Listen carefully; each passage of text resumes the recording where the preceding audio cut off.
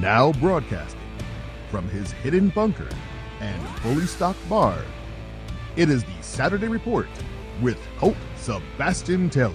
Thank you and welcome once again, my friends, to the Saturday Report with me, Colt Sebastian Taylor, adventurer, entrepreneur, and amateur online newscaster to the stars. And welcome to AWSM Radio, an independent, digital-only radio station that plays today's best music, old school classics, along with a rotating cast of all-star DJs. AWSM Radio focuses on mainstream artists, independent artists, along with a variety of interesting talk and music shows throughout the day. All we do is entertain, inspire, and inform.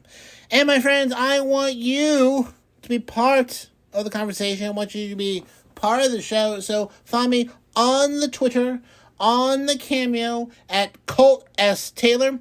And then, of course, bookmark ColtSebastianTaylor.com. But if you've missed the show, you missed last week's show, you're just tuning in at the last 5 minutes or whatnot, you can get the podcast version of the show at anchor.fm/Colt S. Taylor. And my friends, I need to check with some people and get the proper equipment and whatnot, but I'm thinking, as you know, I record these shows usually the day before and whatnot. I'm thinking about live streaming the process of me creating this show for a special pre-Saturday sneak peek that you can only watch once, and then you have to wait till Saturday for the completed product. I don't know. Think about it. Probably should check with management, but that just popped into my head. All right, folks, let's get started with this week's Saturday Report. First up this week, folks, some unfortunate passings in the entertainment world. I'm going to list a few here that you may not know them immediately by name, but you would certainly recognize their work. First up, who passed away this week, David Warner. David Warner, English actor, age 80, born in 1941. He was a prolific actor throughout the years, in many movies, also was in 2 Star Trek movies, playing different characters, and also in Star Trek The Next Generation and whatnot. Well known for, he joined the Royal Shakespeare Company in 1962, played Henry VI in The War of the Roses. He was also Prince Hamlet in Peter Hall's 1965 production of Hamlet, and then he won a BAFTA award for Best Acting in a Leading Role in Morgan, A Suitable Case for Treatment. He usually played villains early on, and then as he got older, played more sympathetic characters. For example, he was in The Omen. He was Jack the Ripper in The Time After. Bob Crackett in Christmas Carol, where George C. Scott was Ebenezer Scrooge. And then he also won in 1981 an Emmy Award for Outstanding Supporting Actor in a Miniseries for his portrayal of barbaric Roman commander in the series Masada. So, I'm going to read you off some movies that he has been in from over the decades of his career. He was in 1963's Tom Jones, 1971 Straw Dogs. Like I said, he was in The Omen. He was in Time Bandits. He was in Star Trek V, The Final Frontier, but also in Star Trek VI, The Undiscovered Country, playing a human in the first one and a Klingon Chancellor in the 6th one, which was, like I said, pretty Star Trek. Star Trek 3 times. 2 movies and once in The Next Generation. He was also in The Man with Two Brains, Steve Martin. He was the sort of Billy Zane's henchman in Titanic, which you may or may not remember. He was in Wing Commander, which was a terrible movie, but still. He was in Planet of the Apes in 2001. And then his final film role was Mary Poppins Returns. He was in that movie. But he also was in a lot of TV shows. Like I said, he was in The Next Generation, Star Trek, as a Kardashian. He was on Babylon 5. And then the voice that I know I grew up recognizing the voice, in Batman, the animated series in the early 90s, he was Ra's al Ghul. Yes, the guy with the black hair who lived forever, had the little white streaks. He provided the voice of that character in that series. Did a lot of voice acting. He has a very, very specific voice. He did the voice in Gargoyles, which was a great cartoon that I used to watch back in the day. He did the voice in the Men in Black cartoon series. He also did a voice. Most recently, his last voice role was Teen Titans Go. So he was a prolific actor, very talented. Whenever he showed up, he did a great job, but he passed away this week at the age of 80. Also passing away this week at the age of 83, Paul Sorvino. Paul Sorvino, great actor, often associated with various mob movies and whatnot. Probably best known for the 1990 gangster film Goodfellas. He was also played the role of a police sergeant on the second season of Law & Order. You also may remember him from the 1996 Baz Luhrmann movie Romeo and Juliet, where he played Juliet's father. More recently, he played Jeff Garland's father on The Goldbergs. He also played the father of Bruce Willis during his show Moonlighting. He's also very well remembered for supporting roles in A Touch of Class, Reds, The Rocketeer, The Cooler, and in the movie Nixon, where he played Henry Kissinger. He was a very prolific actor. Also was the father of Mira Sorvino and Michael Sorvino. So a very, very, very popular acting family and whatnot. But he passed away this week at the age of 83. Had a very, very long career. First movie in 1970, and his last appearance was in 2021's The Birthday Cake. Also in the TV series a lot. He had a main role in The Oldest Rookie in the late 80s. Law & Order for 31 episodes. That's Life in the early 2000s. And then finally, The Godfather of Harlem, which aired from 2019 to 2021, where he played Frank Costello, known mobster or whatnot. So he's often associated with mobster movies. He did a very, very good job. And Goodfellas, really, really amazing. And bit of trivia, also appeared in an episode of Star Trek The Next Generation back in the early 90s as Worf's brother. That's right, Klingon Worf. For those who, little trivia out there, Worf in Star Trek The Next Generation was an orphan and was taken to Earth and raised by a foster family of, well, they're clearly Russian, and he had a stepbrother, and eventually they had an episode together, and he played his brother, Paul Sorvino. It was a very funny episode, as I recall. But, he passed away this week at the age of 83. If you have a moment, you should check out Goodfellas. We're amazing. He's amazing in that. And also, Romeo and Juliet. If you like that sort of thing, he's also pretty good in that too. So, Paul Sorvino passed away this week at the age of 83. And finally this week, in terms of unfortunate passings, it was announced this week that Bernard Cribbins passed away at the age of 93. Very famously known for his role on Doctor Who, when David Tennant was the Doctor. Also was famous for The Wombles. Had also a very long career. Rose to fame in the 1960s as a comedy actor on Carry On, and sung a lot of novelty songs back then, including top 10 hit Right Said Fred. Became a star of children's television, serving as a regular reader on Jackanory and providing the narration of the Wombles, as well as taking the title role of Seabees show Old Jack's Boat. But like I said, he was the grandfather of Catherine Tate's character on Doctor who was David Tennant, who's the Doctor's companion. He's always traveling around with someone. And then he was on the set, and there's going to be a 60th anniversary show of Doctor Who, and he's going to make his appearance there. It's one of his last appearances there before passing away. Don't know when that is exactly, but he will be appearing in that 60-year anniversary show. Doctor Who and Torchwood writer James Moran led the tributes to him on Twitter, saying, "The word legend gets thrown around a lot, but Bernard Cribbins is not nearly enough to. But for Bernard Cribbins, it's not nearly enough to sum him up."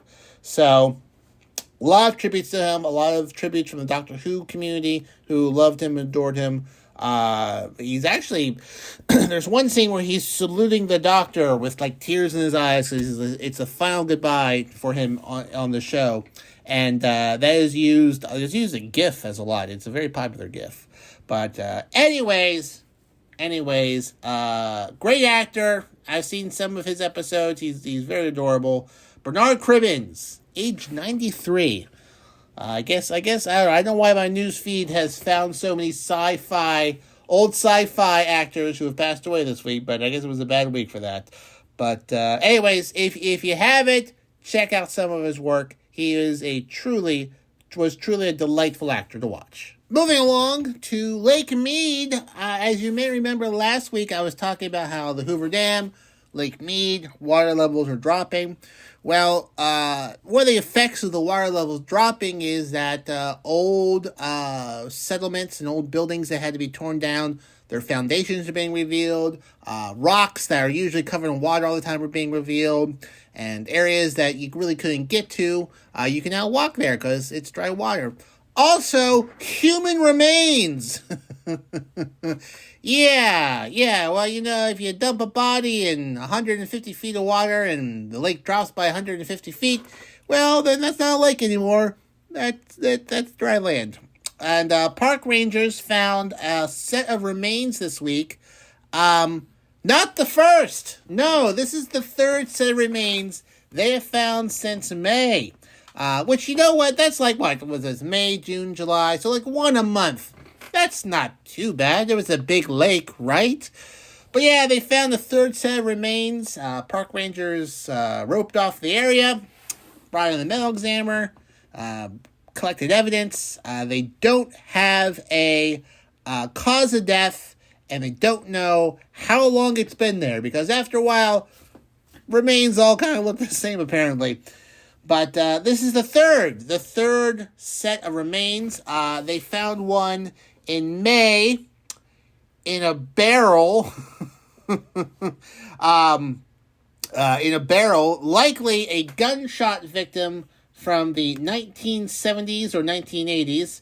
And then 6 days later, they found another one at Calville Bay, which, if you're like me, you know exactly where that is along Lake Mead, Calville Bay. I mean, are you surprised they found remains in Calville Bay? I know I'm not, wherever this bay may or may not be. I don't know where it is.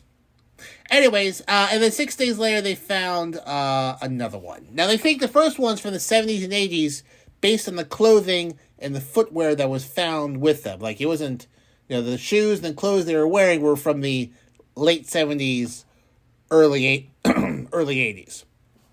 It was in a barrel, so, like, it didn't float away. The other one, they're still not, it's gonna take a wee bit of time to figure out where exactly that is. I mean, that was skeletal remains they found in that other one. And by then, everything just kind of just bloop, goes away. So they found a third. I guess June was body free, but now they're back to one a month. That's the average. But they've also found some other things in there. They apparently found an old World War II boat that sunk during World War II on Lake Mead. And I guess they never bothered to haul it out, so they found that at the bottom. which was interesting. I don't know why they had World War II boats on Lake Mead. I guess to make sure the Germans didn't come. They didn't sneak up through the lake, I guess. I don't know. But, finding some interesting things down there.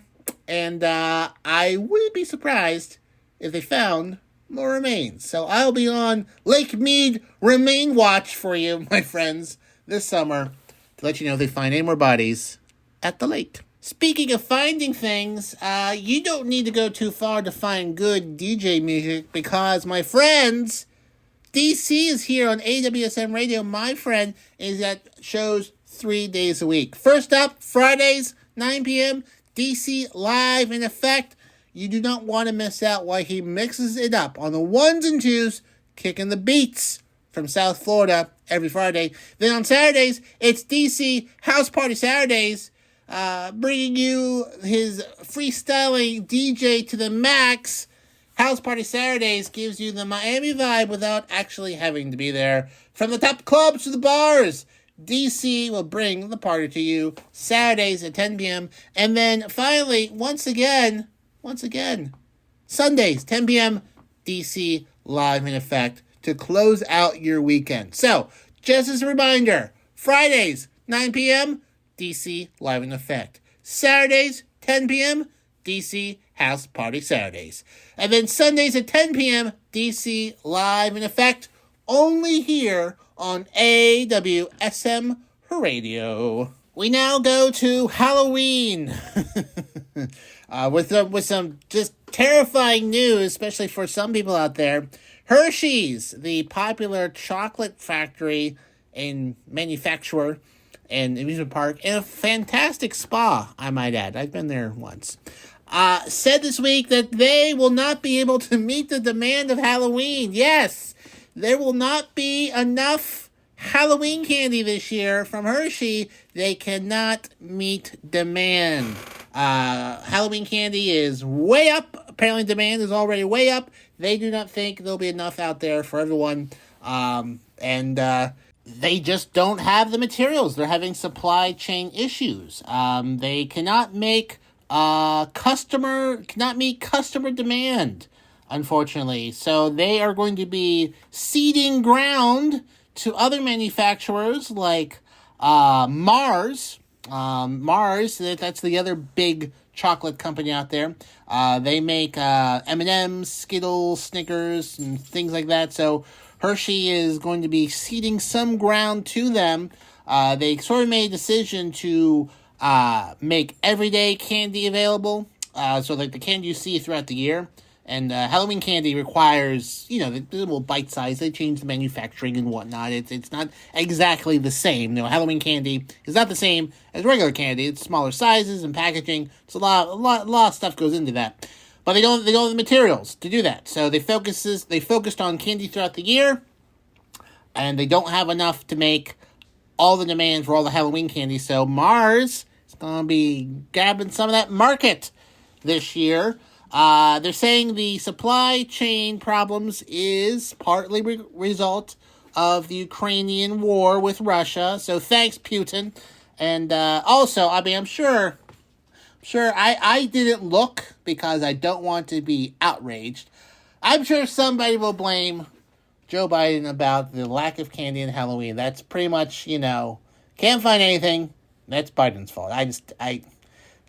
Hey, logistics, capitalism, that's the way it works, folks. When there's high demand, there are shortages. There's a lot of candy to demand. And when during the pandemic, people ate less candy, Also, when there's a war and wheat and transportation systems are a little disrupted, it's hard to get what you need to get. Simple as that. But anyways, I think now I'm going to hoard all the Hershey candy. I'm going to hoard it and sell it for a profit. Because that is, my friends, that's capitalism. So anyways, if you are a fan of Hershey Halloween candy, you might want to put your orders in now. Because come late September, early October, you may not be able to get your favorite bite-sized candy treats. Because I'll have them in my basement hoarding them. We now go to Europe, where there are other shortages due to the Ukrainian-Russian war, the Russian invasion of Ukraine. As part of the sanctions put onto Russia, Russia has decided to get back at Europe by cutting off gas supplies. Russia is one of the largest natural gas and oil and energy suppliers to Europe, and they are cutting off supplies to Europe, and Europe is scrambling to sort of meet the demand. Before the war, specifically in Germany, Germany had a lot of dependency on Russia for their energy needs.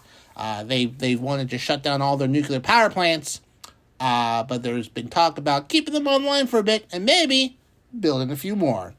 But you just can't just flip those on. Those take decades to build. But they have reduced gas shipments to Europe and have cut them off at some places. And Hanover, which is a large German city, is the first major city to sort of adapt to this.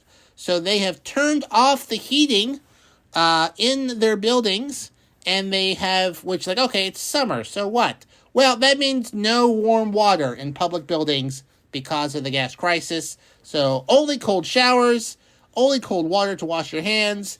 They plan to not light up buildings at night because obviously that takes energy. They have, gas power plants and whatnot. They are also going to have no heating in buildings between April and September. They've decided to do that. Cold water only for swimming pools, sports halls, gyms, and public buildings. They're turning off public fountains, like those big fountains you see in squares, because that takes energy. Turning off nighttime lights, town hall lights, museum lights, outdoor lighting, just saving as much energy as they can as winter approaches. And I think I mentioned this at the beginning of the story, but Germany depended 50% of their energy came from Russia before their invasion of Ukraine. Now they're down to a quarter, so they're trying to reduce as much as possible. And then now they're also planning to put a surcharge on customers that to raise more money to help pay for things and whatnot. But there's a gas crisis over there. Guess why gas prices are high here, my friends? Okay, that's why they're high here. That's partially why they're high here. They're also high because gas companies are having record profits. Okay, if the price of gas has doubled over the last year, and gas profits have quadrupled, do the math. Literally, do the math. All right? Not that hard. Anyways, so they are going to have a gas crisis. They have a gas crisis now, and it's only going to get worse as we leave summer, enter fall, and enter the dead of winter. So hopefully they'll be able to sort that out soon, save enough energy, or find an alternative source to literally keep the lights on and the heat going. We now go to Los Angeles, where police have been forced to close Los Angeles' iconic 6th Street Bridge 4 times in 5 days this past week due to street takeovers, according to the police department. So what does that mean? Well, that's when people start doing stuff on the bridge, and the bridge traffic has to stop because people are doing things like racing mopeds or setting up a photo shoot in the middle of the street and whatnot. It's getting to be a bit of a problem. So the Viaduct Bridge, built in 1932, was recently updated and fixed in 2016 at $500 million. At the time, Eric Garcetti called the bridge a new landmark that represents the tenacity, beauty, and promise that defines Los Angeles.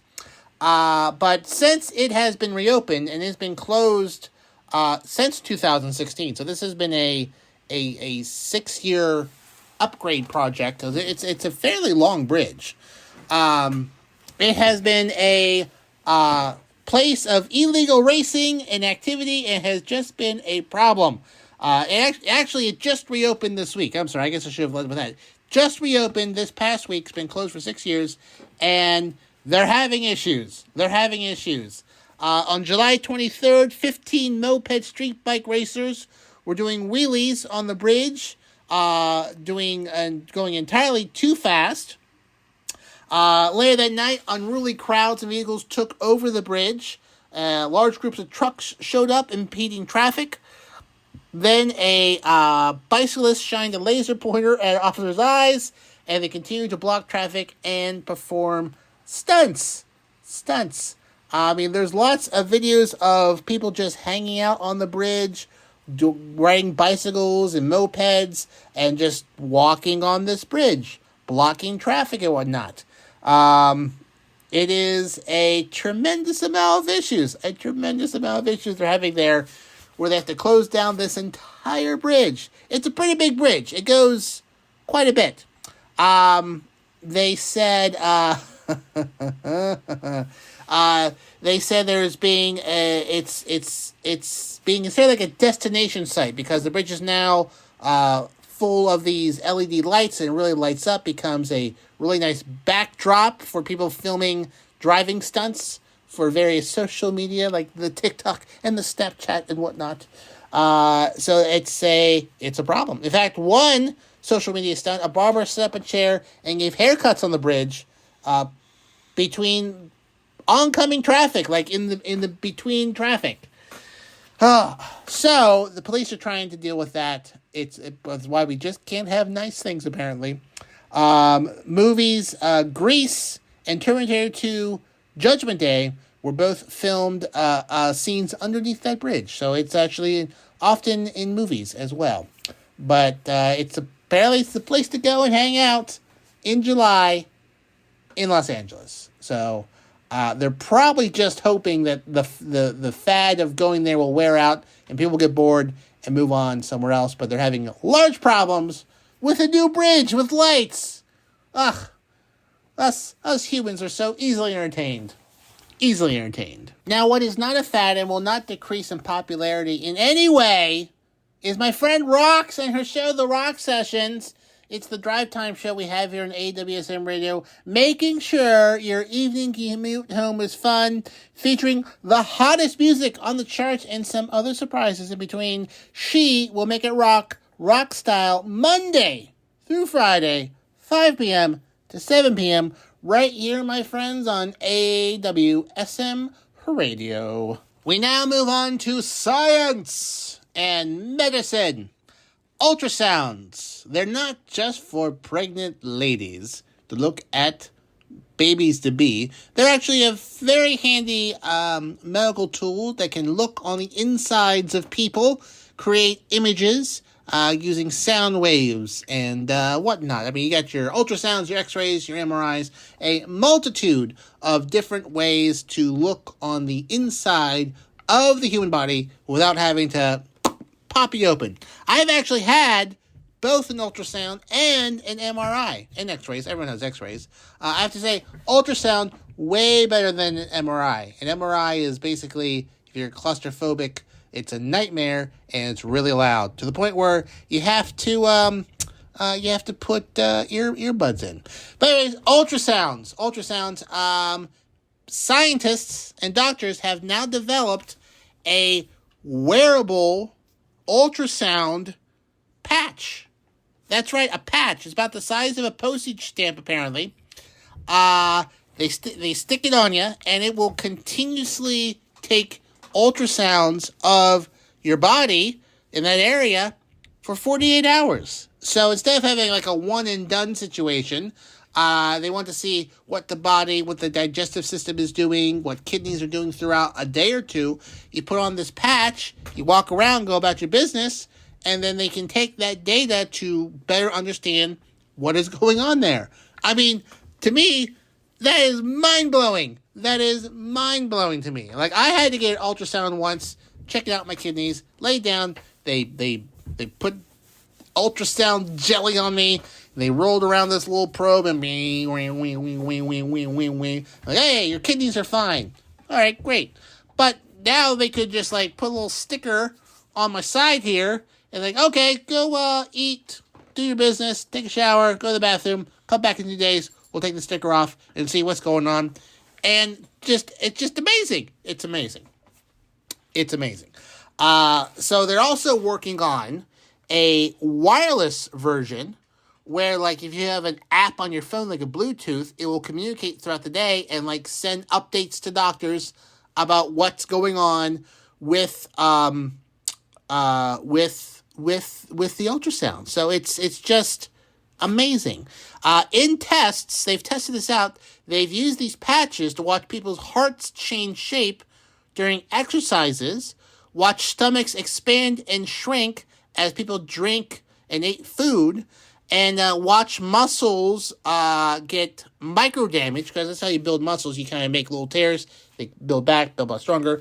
Look at muscles build themselves while people were weightlifting. So this technology is like, ooh, wouldn't it be great if we had this? They've got it to work. Now they're working on getting it out there in the field and testing it and putting on mass produce it. So Professor Zuan Zhao of the Massachusetts Institute of Technology, who led the research team, said that the patches could revolutionize medical imaging because the scans are just snapshots, and they have to be done in hospitals or inpatient facilities, but they could be opening this up to many different things. The doctor envisions people buying boxes of patches over the counter, using them, and then using their phones to monitor their heart, lungs, digestive systems for early signs of infections, diseases, inflammations, or monitoring their muscles during physical training or physical therapy or rehabilitation. So, like, I would say within 5 years, you're going to be able to get your hands on these. Now, hopefully they make it like, hopefully it's not a situation where, like, okay, it costs us $250 to make this ultrasound patch. This patch costs $500 and insurance doesn't cover it. So hopefully they'll make this widely available to people to better society. Fingers crossed. That's usually not how the world works, but this is really exciting technology, and I hope people get their hands on it as soon as possible to make their lives better, because it would be nice if we got something that made our lives better once in a while. Wouldn't that just be dandy? Moving along, folks. Do you know somebody who is $6.1 million poorer this week? Has a little bit less millions laying around? Well, check the garage, because they may have bought the skeleton of a Gorgosaurus, a relative of a T-Rex, sold at auction this week for $6.1 million at Sotheby's. Sotheby's. It's quite a bit of money. Sold to not sure who, a private buyer. Scientists are pretty upset about it. They're worrying that this is the commercialization of Earth's evolutionary history. There are not too many of these fossils around, and they're falling into private hands. Researchers will suffer for having fewer samples to study. Now, this skeleton is 9 feet tall, 22 feet long, and was found in 2018 in the Judith River Formation, a fossil-rich area of Montana, about 45 miles from the Canadian border. The auction house did not disclose the name of the seller or the buyer, and they thought it would get between $5 and $8 million. It certainly did. The higher bidder also won the right to name the dinosaur's skeleton. So it's kind of weird. Cassandra Hatton, Senior Vice President at Sotheby's, said in a statement, "In my career, I have had the privilege of handling and selling many exceptional and unique objects, but few have the capacity to inspire wonder and capture imaginations like this unbelievable Gorgosaurus skeleton." Paleontologists, they're not so happy. But there is nothing seemingly illegal about this sale. Now, if you find dinosaur bones on public lands, you cannot sell them. But if you find fossils on private land, it can be sold for profit. So, if it had been found just north of the border in Alberta, then it would belong to the public. So Canada has different laws. But because it was found in Montana on private land, yeah. According to a paleontologist, they said, "I'm totally disgusted, distressed, and disappointed because of the far-reaching damage the loss of this specimens will have for science. This is a disaster." He said that T-Rex is an example of the scarcity of dinosaur fossils. He said there are only about 50 T-Rex specimens, ranging from an entire skeleton to a single tooth. Public trust like museums and universities he can access for his research, but he cannot really easily access private individuals. Gorgosauruses are even scarcer, so each fossil not in public trust is a blow to the understanding of these animals. Adding, the value of the dinosaurs isn't a price someone will pay, it's the information they contain. But people will actually pay quite a bit. Several dinosaur skeletons have been sold in private auctions over the years. A T-Rex skeleton named Stan sold in October 2022 for $32 million after a 20-minute bidding war. The remains of a one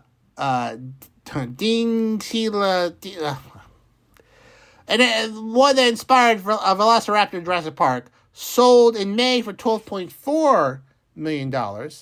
And then Nicolas Cage returned the skull of a Tyrannosaurus to Mongolia, which he had bought at an auction, after being contacted by the Department of Homeland Security after learning the skull had been stolen from the Gobi Desert. So I don't know if Nick Cage got his money back for that. Probably does all these movies. He needs money to buy dinosaur bones. Go figure. So, unfortunately, it's immensely expensive to dig up dinosaur bones, which is why universities usually can't do it. And they hope that these are found on public land so they can be donated to them. But there's very little they can do if it's found on private land. So, no word of where this went, who bought it. I'm sure will pop up again. But like I said, a lot of scientists are very upset about this because it's basically saying a message to people who own land in Montana and Idaho where these bones are found. It says, quote, "It's basically send a message to society, but also to ranchers that, hey, these things are worth a lot of money." So yeah, if you are a struggling rancher in Montana, not Kevin Costner, and you find $30 million worth of dinosaur bones, donate to a museum or sell them, you're probably going to sell them. And for all your NBA-related news, come to AWSM Radio Wednesdays at 9 p.m. for To The Rack with Mac. Join NBA expert Mac Daddy as he brings you a full hour of high-flying hoops expertise. And then at 10 p.m., it's What's Going On. That is our Fox Sports affiliate show, providing listeners with over 150 years of combined sports knowledge, hosted by Nate Brown and his expert crew from Western New York. They have 2 decades of experience. And now they're going national, and we have them here right on AWSM Radio. It's To The Rack with Mac, and What's Going On, 9 p.m., 10 p.m., here at AWSM Radio. And my friends, that jingle in the background means my dog needs to be played with, and it's time for us to wrap up this show. So thank you so much for joining me here today on the Saturday Report here with me, Colt Sebastian Taylor. You can find me on the Twitter at Colt S. Taylor, as well as on Cameo for your private business engagements, for private personal messages at Colt S. Taylor. Go to ColtSebastianTaylor.com, bookmark that website. I update once every blue moon. And of course, if you just are tuning in Subscribe to the podcast version of the show at anchor.fm/Colt S. Taylor. And until next week, my friends, I am, of course, your pal, Colt Sebastian Taylor, and I'll see you later.